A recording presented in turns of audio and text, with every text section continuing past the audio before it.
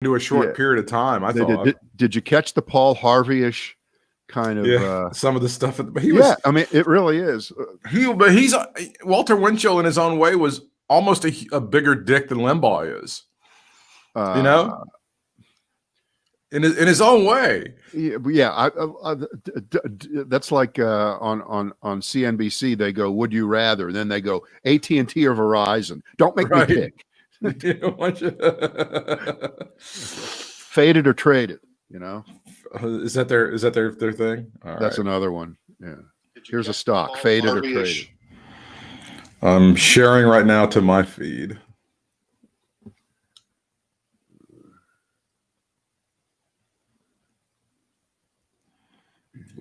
Sure. Yeah, he was a pretty awful guy. I mean, at least Limbaugh had the temerity not to reproduce. Yeah, you could. Yeah, it's hard to believe you could be a worse family man than Limbaugh, but he did it. Yeah, he did it. He got it done. He had his family's out there in Westchester. He's living it up at the St. Moritz. Wakes up at 4 in the afternoon, goes to bed like at 2 or 3. All right. If you type in Walter Winchell Jr., the first thing comes up is the little New York Times story about when he died at age 33. He killed himself. Yeah. Yeah. I mean, it's just pathetic. It's not good.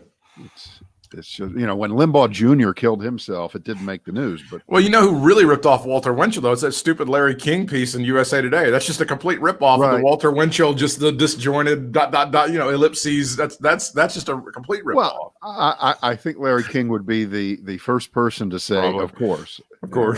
I don't think that was any. I'm sure his. Hello, Little Rock, Arkansas. He didn't invent that either. Hello. All right. Is it on your Facebook thingy now? Have you shared it? Let me look. Share it with all the peoples. Let me check. It should be on mine.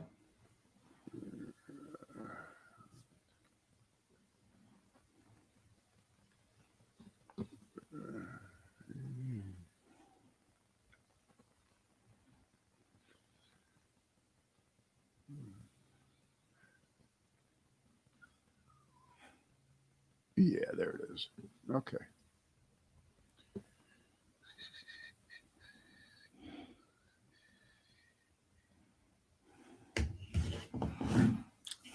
Okay.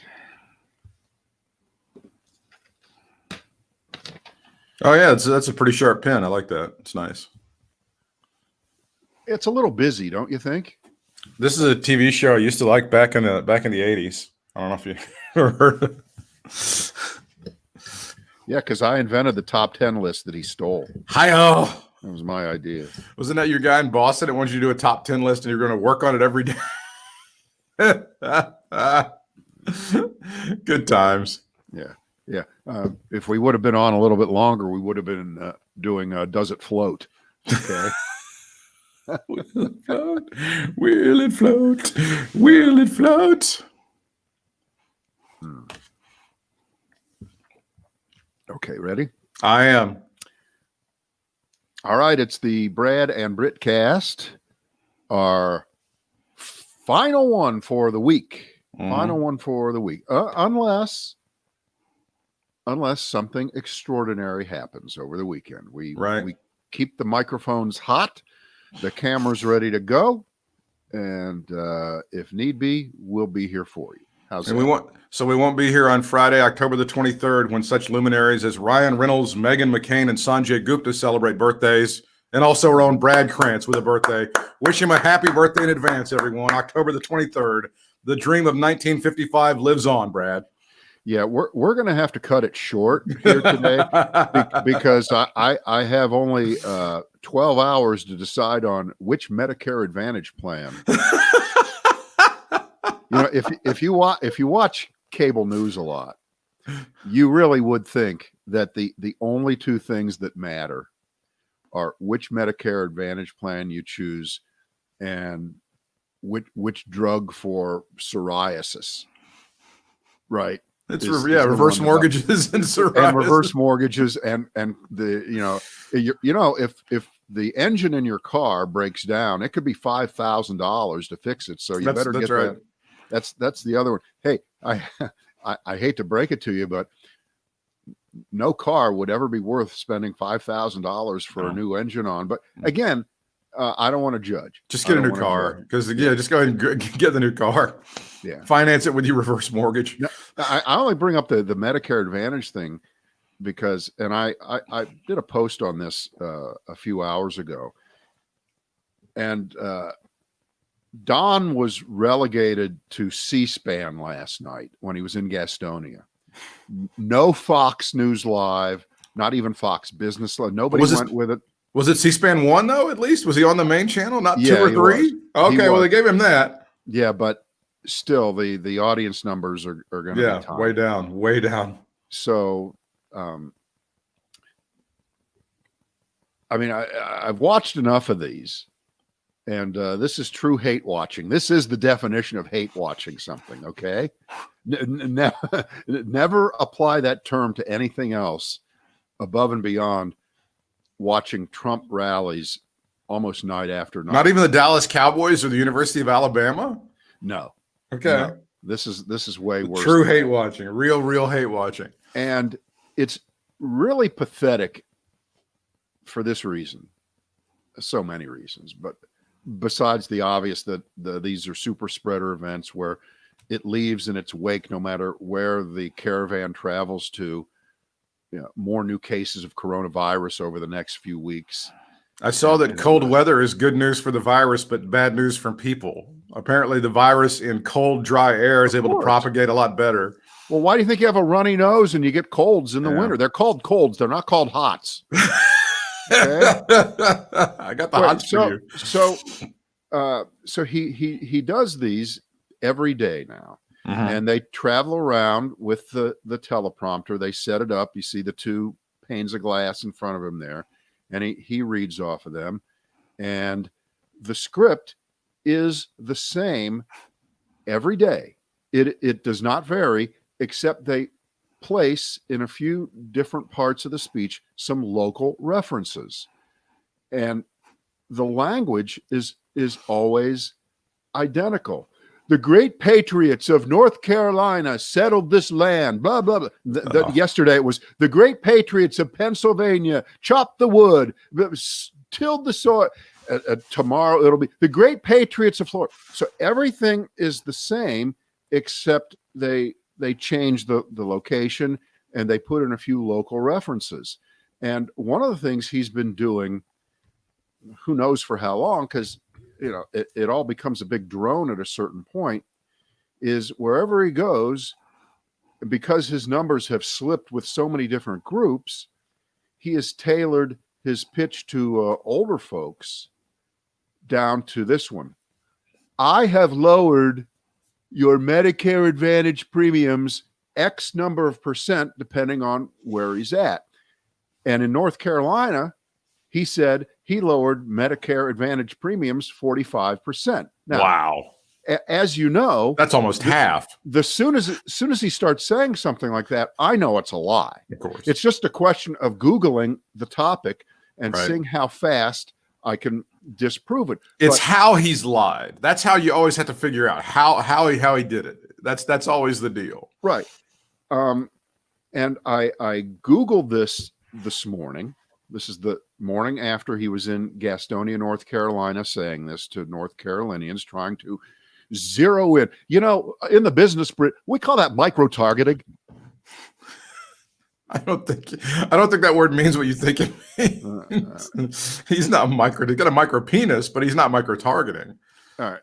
So I looked it up, and instantly the first piece that came up was from the folks at factcheck.org, and it happened to have hit the net, was published yesterday, right before Trump spoke, and it was all about the exact topic and what he had said in Florida just a few days ago. And in Florida, it was 35% he had cut Medicaid, and they just ripped it to shreds and said this is bullshit.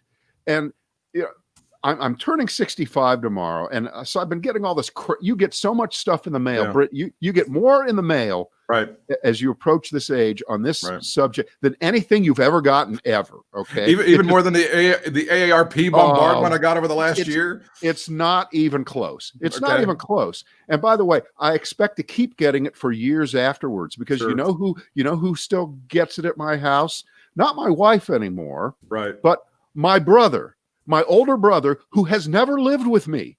He is 3 years older than me and lives in California, and he gets it. And my father, he's been dead for 10 years. He still gets them. He's still getting them. Al, have you picked out your Medicare plan B? No, I haven't. I'm dead. I can't. My father can't pick out a Medicaid Advantage plan because he's too busy trying to decide whether to resubscribe to the Wall Street Journal, which he gets that in the mail every 3 weeks too. The mail, there may be some issues with it, but one thing apparently they're very good at is continuing to deliver you shit. To dead people. With dead people. Or people that never lived with you. Wait. So the lie that he tells about this subject to try to zero in on older people it's titanic, it's gargantuan, but it gets so lost. And I know everyone isn't really interested in the subject itself, but because of what he's doing and how it fits into this con man, phony image of him just lying 25, he must be to 25,000 lies by now, right? Oh, easily. I would think he's got to be to 20, because he passed 20,000 many, many months ago. And he's been on a tear. He has, and he's not taking days off either, so he's doing a great job on all that shit. And by the way, repeat lies do count. Oh, certainly. These aren't 25,000 new lies, new subjects, but it counts. And in the world of the big lie from Adolf Hitler, it's if you tell a lie enough times, then it takes on Stephen Colbert's great truthiness quotient to it. So that's what I noticed yesterday in Gastonia. Although I have to tell you, more people were wearing masks in the audience than normal. Me. Not a lot, not the majority, not everyone, not the way people would be wearing masks at a Joe Biden event or when you do anything that's even remotely blue, where everyone is always wearing a mask. Now, you saw the Obama event, which I think was just all cars. I'll tell you what, that was a true classic. And there's so many great parts of that. We don't have to go over it point by point. It was amazing. He basically just garroted. He Donald did. He Trump. Handed him his ass. It was great. And he just said all the things that have built up, not just in him, but in all of us. And he's such a great writer because apparently he writes his own stuff a lot of the time. And you could tell those were his words. Right. And he delivered it so well. It's frightening. I mean, he has not lost a step. He's still got it. Absolutely. But if you were watching it and you heard these people honking their horns off in the background, it was so funny. It was perfect. It was just great. And when we write the history of this election, that's going to be on the reel. That's going to be on the A reel of Obama waiting. And I guess if anyone, including us, has ever said, why isn't Obama speaking? I think he answered that question yesterday, Wednesday, because had he said all of these things continuously over the last 3 years, they would have no effect right now. Oh, I think that's absolutely true. And I think it's also this was strategic and right before the last debate to draw the fire so that Trump would be 100% focused on Obama. Although he now seems to be in the pissing match with Leslie Stahl. So I don't know if that strategy it worked out so well. The pissing match with Leslie Stahl apparently is like the greatest thing of all time. Well, I spent about 20 minutes just before we started looking at the raw footage that Trump illegally put up on his Twitter feed. It's about 35 minutes long. It's unedited. It's not what you will see on TV at all because it's only the camera showing Donald Trump for the full 38 minutes. It's not, you never see Leslie Stahl and you hear her voice off in the background. She's not as loud as Trump.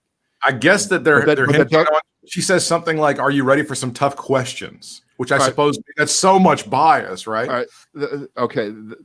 I mean, if that's what he's leaning on, Right. the simple answer is Leslie Stahl was completely appropriate. Of course she was. But in the world of Trump and his view of the world and his view of the way he is interviewed and spoken to all day long by people who work alongside him or for him, it's solicitous. Yes, sir. Sir, take a look at this. You're right, sir. I wouldn't argue with you, sir. I never say anything that would offend you, sir. Right. Your shoes look like they need a little bit of shining. Can I get down and do it for you? That's right. And when he is not in that comfort zone and he is being questioned by someone, number one, who brings the goods, number two, who brings the facts, and number three, who will not let him totally lie and dominate and flood the zone with just yakking, because he's not on Fox and Friends where they ask him a question and he speaks for 12 minutes and then the person tries to get a word in and he keeps talking. And Leslie Stahl is not of that ilk. She's not going to let that happen. And that upsets him. And that turns into a grievance. And then that turns into, he said it several times, you wouldn't ask this of Joe Biden. You wouldn't even get close to do right. So he's playing the grievance game, and it's so far beyond that. If you think that that's going to sway anybody, and if you think for 1 second that he isn't going to play the same game in the debate and announce that he's up against two opponents, Joe Biden and Kristen Welker of NBC News, who's got a double curse on her. She's a woman and she's black. Oh no. And we all know how Donald Trump likes to be questioned by black women. He really does well with them. So just put that in your center square for what Trump will go to immediately. I wouldn't doubt that right out of the box. The first thing he says is, this is completely unfair, but I'm doing it anyway. I didn't need to do it, but I'm going to do it anyway. No, he's not going to say I didn't have no choice. I'll never say that. But that's the truth. But he's not going to say the truth. He's just going to say he's doing America a favor. And he'll probably start from that standpoint. And now I'm hearing everybody say what we were talking about yesterday, that Trump is still going to interrupt him. And he will interrupt him at the same level that he would interrupt him, even if we could hear him interrupting him. But Biden will be able to hear it. And if he turns to Trump and says, shut up, man, or Kristen Welker says, you're not supposed to interrupt, it'll turn into the same debate. Pretty much, yeah. Right. Unless you think that, again, people are saying, some people think that Donald Trump is going to change his strategy. They should give her, they should throw empower curveballs. They should empower her. Like if he does interrupt during the 2-minute window, she should be, I'm going to have to mute you for the remainder so that Mr. Biden can finish his speech. Well, she doesn't have the button. They should do that. They should 100% do that. That would be the best thing. Sir, Mr. President, I have to mute you so that Vice President Biden can go ahead and finish his statement. Sir, you have 45 minutes uninterrupted. And that would be the best thing of all time if they did that. At that point, we are to third grade where, all right, everyone put your head down. Everyone has to pay the price for Billy. If somebody's going to be a petulant ass, then they're going to be a petulant ass. Right. And that's what he's been, and that's what he's going to be. And that's his only chance of scoring any points at all for his base, which, as we note, is still shrinking. As we take the temperature on a day-to-day basis, I don't know if I feel as confident today as I did yesterday, because like at that thing in Gastonia, I'm seeing now that the rallies that he's going to are having near 2016 levels. So that's scaring me a little bit. I don't think that matters. Mm-hmm. I don't think that matters. I don't think that one person is being changed by the size of his rallies. There's too much trash out in the yard to overlook this time. He can get 100,000 people there, and I don't think it really matters, because these have just become self-feeding events of defiance. but I think that the bleeding from his base, I think the deficit with women is unbeatable. I think the deficit now with older people is irretrievable. And I think the deficit in the surrounding suburbs of major cities in states that he must have is not able to be brought back, whether it's Atlanta, whether it's Raleigh, whether it's Miami, whether it's Columbus or Milwaukee or Detroit or Philly or Pittsburgh. I don't think that it really matters. The rallies do not matter. And you know what? He can't go to Philadelphia and do a rally. He can't go to Pittsburgh, really, and do a rally. Yeah, he can zip into the airport and hope people drive in from the rest of the world. But I don't think that matters. I would not be scared by the size of his rallies because it's all the show. It's all hype. It's all the impression. The New York Times underlines what you're saying with the decline of white voters without college degrees going from 1976, it made up 71% of the population, to 39% today. And white voters with college degrees have gone from 17% in 76 to 34% today. Minority voters from 11% to 27% of the electorate. Well, this you can see there. Yeah, this is just like with the coronavirus. If we just stop testing people, we wouldn't have so many cases. If we just stop educating people, we wouldn't have so many fewer people who are white who don't have college degrees. If we'd stop weighing people, we'd have less fat people in America. We just stop weighing. I mean, I don't understand. That's how you do it. You can go all the way. You can go all the way through all of that stuff. So anything else of note in Gastonia? You know, what he hasn't pulled out in a while that he did in Greensboro was the snake. He hasn't read the snake in a while because I guess the immigrant thing is not like a thing right now, right? That's not what he's really pushing so much. It's not. That is part of history. Yeah, it's a beautiful part of history. And there's no caravan coming to kill us and rape our children, right? That's not happening. No. We're concentrating on the babies being pulled out of their mothers and butchered in doctors' offices. That's still happening, isn't it? I haven't heard that, but I do, he leans on this. He leans on it hard at the rallies. And the most painful thing is if you tune in, and if they're an hour long, hour and 15 minutes long, he will say the exact same thing at 10 minutes in, and then at 50 after. He says it again. He says the same thing, the same cadence, the same language. It's as if he's a talk radio show where he has to reset the topic after the commercial, because we have people just tuned in and they don't know what's going on. So several times you will hear him talk about, we created the world's greatest economy, and then the China virus came in, and we're going to rebuild it again. We're going to make America great again. By the way, he can't even pause to do the emphasis correctly.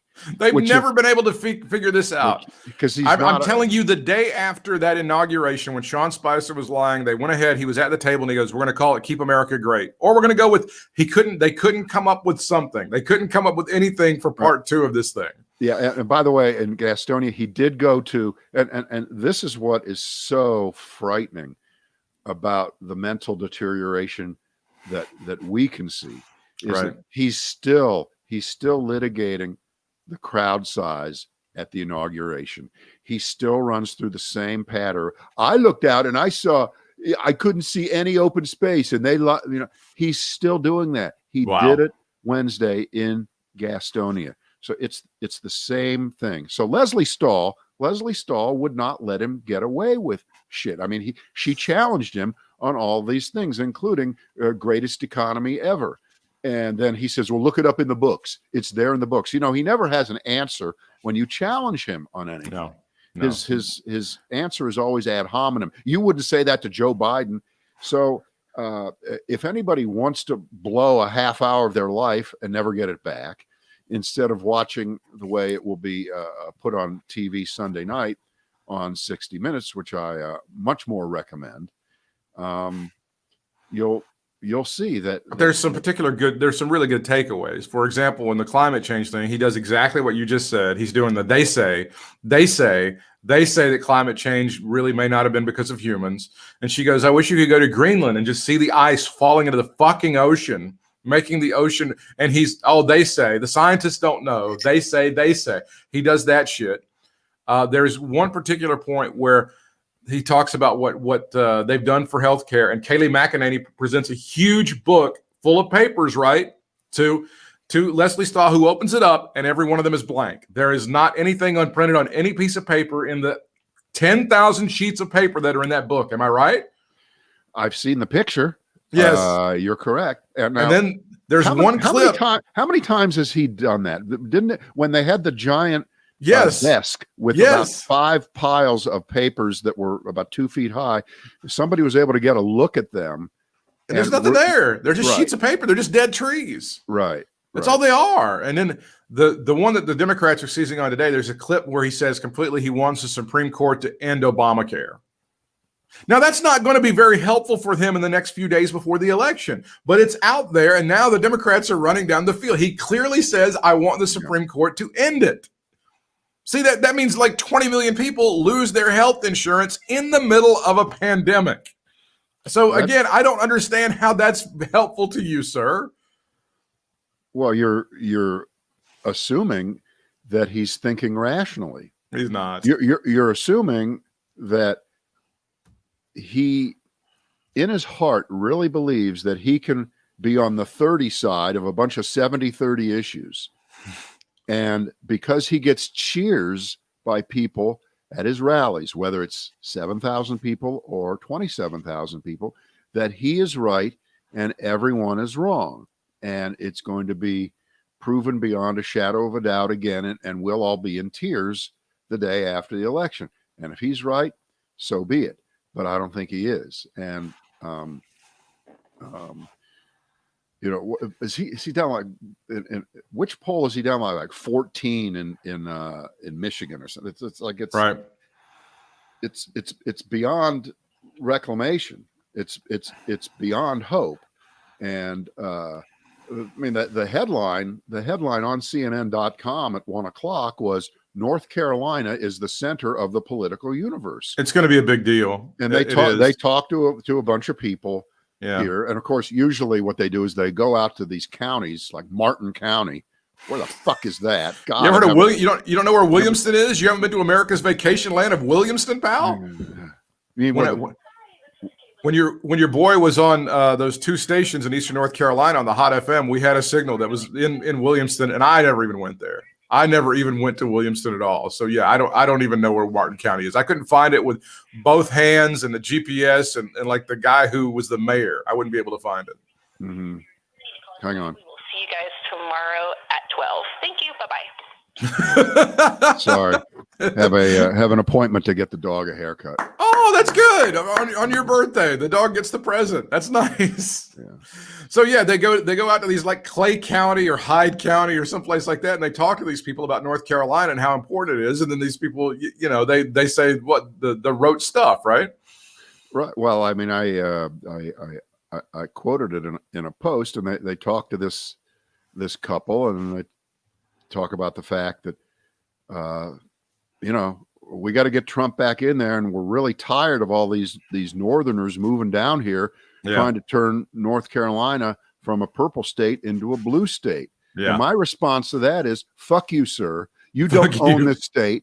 No. I've been here 33 years. Even if I'd only been here 33 days, I have as much right to be here as you would be. I have an idea for you, sir. Move to Alabama. They look like they still have a couple of decades of white minority rule. Yep. Still in place there. If they work it right. Yeah, everything will be good. Right. Except in the cities where there are some people with an education. So a lot of those cities already have had black mayors for a while. Yeah. And black city councils. But there's plenty of room in a state. Well, there's plenty of room here in North Carolina for you to hide out for a long time too. Sure. And by the way, what do you do on the weekends? Do you take great courses in how we fucked up Reconstruction in 1881. You go and guard the yeah. Confederate statue by the courthouse to make sure nobody messes with it. That's what you do on the Right, weekends. right. Of course, that's what you do. Now, of course, it does annoy me that when national media comes into North Carolina, at least they don't use the phrase. I haven't seen it at all. Tobacco Road. I Yeah, haven't thank seen God. it at all this time Thank around. God, Have you? yeah. I And never so- in my life, as a North Carolina native, I never used that phrase, ironically or unironically, to describe my state. Never, not one time. I always heard it during basketball season. Right. I always heard it a lot during then, but that's it. Right. I've never forgiven the Nashville Teens for that hit record. It's a great song. It's a great song. It's a kick-ass tune, dude. It's a great one. It did not help. I believe the great David Lee Roth covered that as a solo artist back in the 80s for sure. But yeah, Tobacco Road was a pretty good deal all the way around. Yeah. So yeah, I know North Carolina is a toss-up to me. I'm looking at the electoral map like this. It's going to be those WOMP states, Wisconsin, Ohio, Michigan, Pennsylvania. He needs at least 3 of those, Trump does. Florida being its own thing. There's no path to victory for Donald Trump without Florida. Do you agree with that? Yeah, and He has to have Florida. They're in the margin of error, and I'm not even sure that the Mike Bloomberg money has started to actually be spent yet on whatever they're doing down there. And then you got those GATT states that I've been talking about: Georgia, Arizona, and Texas. And I think if he loses any one of those, that's going to be a bellwether. It's over. Well, that's a landslide. One of those. That's what you're looking at. And you would see a landslide if that happens. But then North Carolina, I don't think there's a path to victory without North Carolina. I think Trump has to have North Carolina. By the way, I have a podcast recommendation today. Sure. Today, the New York Times daily podcast is about the Electoral College, and before you roll your eyes and say, "Oh, well, I know all about it," I know. No, you don't. You do not know. You do not know how it originated. You do not know why it exists. It's about slavery, isn't it? No, it's not. It's not. That is not. That's a myth. Happened. Well, I figured everything else is about slavery, so I thought that would be too. That by accident later on, it ended up a bit, but that was not. The founding fathers did not talk about the Electoral College. It is not in the Constitution. All right. There are a lot of aspects to it that are, by the way, this doesn't make it even better. I'm not saying this makes it even more understandable that it exists, but it's so horrible. And I did not, what the most amazing thing that I learned, and I can kind of briefly tell the story here of how in 1968, after that election where Nixon beat Humphrey, but George Wallace won 5 states and about 45 electoral votes, there was national consensus from Richard Nixon on down. Everyone wanted to get rid of the Electoral College. Right. Everyone. And then Senator Birchby, father of later Senator Evan Bayh, sure, was the lead dog in getting the legislation ready to go. I remember it. And it was rocking. And guess what got in the way? Because there was 80% support across the country for it. One thing stopped it. You Watergate? ready? Vietnam? The U.S. Senate. The fucked up U.S. Senate, because the U.S. Senate still had a lot of those old Southern segregationist senators whose family probably was slave owners. Right. And all it took was for 3 of them to say, no, no, no. And it just didn't pass. It came very close. But everybody knew, and the words of Senator Birchby, were this: one day we're going to have a president elected by a minority of people in this country. How about twice? How about twice in the past 20 years? Hang on. He said, 30 years before it happened. Yeah. Right. That one day it would happen. Right. A big popular vote winner would lose in the Electoral College, and we will rue the day. Well, we rued the day in 2000, so we did nothing about it. Correct. And now we ruled the day in 2016.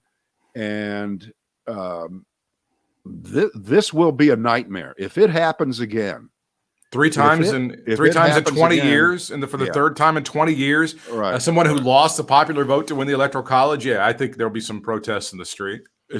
Right. It's not going to be pretty. It better not happen, and I don't think it's going to happen this time. Well, I certainly hope. But by the way, that doesn't mean that the Electoral College shouldn't be thrown out. No, it should be. That does not. Oh, you can bet your ass if it was a Democratic candidate who lost the popular vote but won the Electoral College that it would be gone. There's no question that if it was a Democratic presidential candidate that ended up getting less votes nationally in a popular contest but won the Electoral College, the Republicans would have had it out yesterday. Forget it. Well, then the argument is, but then the Democrats would be for keeping it if it was to their advantage. But that's not going to happen. It saved the Republican candidate's ass 2 times in the past 20 years. And I hope it's not a third. And I also hope that some other things don't happen within the next few days. But it appears that a lot of people have cast their votes anyway, or are certainly going to have cast their votes by the end of the month. So this thing may already be over well before November the 3rd. Right. Well, I just think that there has to be a reckoning here, and I think that Joe Biden may even address it tonight, not in the way of talking about the Electoral College, but proposing some reform at the judicial level, the way Supreme Court justices are picked and things of that sort. He's going to try to be the conciliator and the down the middle guy tonight, and Trump's not going to let him, but he's going to try. But as far as this whole Electoral College disaster, a system that no other country on earth followed us in doing, in setting up their governments, we're 230 some years into this shit. There have been a lot of countries come and go, a lot of constitutions written, a lot of electoral systems set up, and not one of them decided to do what we do. This just a horrible, horrible system that we have. And with the mobility of people and the way we are now, the idea that you have about 80% of the votes in this country not meaning anything in a presidential election because it is preordained that they live in states that are safe states where the candidates don't campaign, don't run commercials, don't do anything, is really, really terrible. It's horrible. And it's set us up for these other problems, including the U.S. Senate, which is a complete distortion. Yep. And by extension, when you have a minority president and a Senate that controls the on-ramp to judicial nominations, representing a very, very small minority of the country in terms of its population, sticking judges in there who are going to be there for 30 and 40 years, you have the recipe for a complete breakdown in the country. I mean, it's not going to be stood for. It just is. You can't have it. The episode of The Daily is called A Peculiar Way to Pick a President. It's called A Peculiar Way to Pick a President. That's the one that you were talking about in particular. Biden does have an answer now for the court packing thing. He says he's going to form some sort of committee, Brad. That's what I thought. Yeah. Do you think that's going to be a good enough answer, or is that just good enough to get him elected? Both. Both. It's a good enough answer, and it's a good enough thing to get him elected. And considering that the feces will be hurled at him by a guy who has said for the last 4 years he's going to introduce his health care plan in just 2 weeks, he will have a lot of nerve demanding answers out of Joe Biden on anything, including Hunter Biden. He's going to pull out from his pocket an email and read it. What do you think of that, Joe? I mean, he's going to try a stunt. There's little doubt about that. And I think I have an idea for Biden. I think Joe, when Trump starts to go Hunter Biden on him, Joe Biden should pull out of his pocket a 5x7 glossy, a high quality Hollywood style glamour shot of Hunter autographed that says, "To Don, best of luck, Hunter." What do you think? You like that? I know Where it's is not gonna happen, Hunter? Where's Hunter? I want to know where Yeah. Hunter is. Where is he? Right. Where is he? Yeah. So that's going to be Joe Biden's decision. He's going to form some sort of committee to look at the whole situation with the Supreme Court and adding justices or not. Yeah, but here's the point. Nobody cares. The only people that care about how many, remember, we're in a country where 98 out of 100 people, if you ask them to name a Supreme Court justice, they would say, well, that RBG woman. They wouldn't even know she's dead. Right. Okay. Right. And they couldn't name any of the other 8. Okay. And people's lives right now are not wrapped up in how many Supreme Court justices there are, how many there might be if 2 or more are added. They are not, suddenly everyone's a constitutionalist. Are you kidding? You think the fucking couple that they talk to on CNN who are worried that too many Yankees are moving down here from New York, you think they give a shit about how many Supreme Court justices there are? Well, they've been told no. but they've been told that's an issue they should care about. They don't know why. They don't know exactly what that's about. It's just like they've been told they should be deeply troubled by Hillary's emails, but they have no idea why.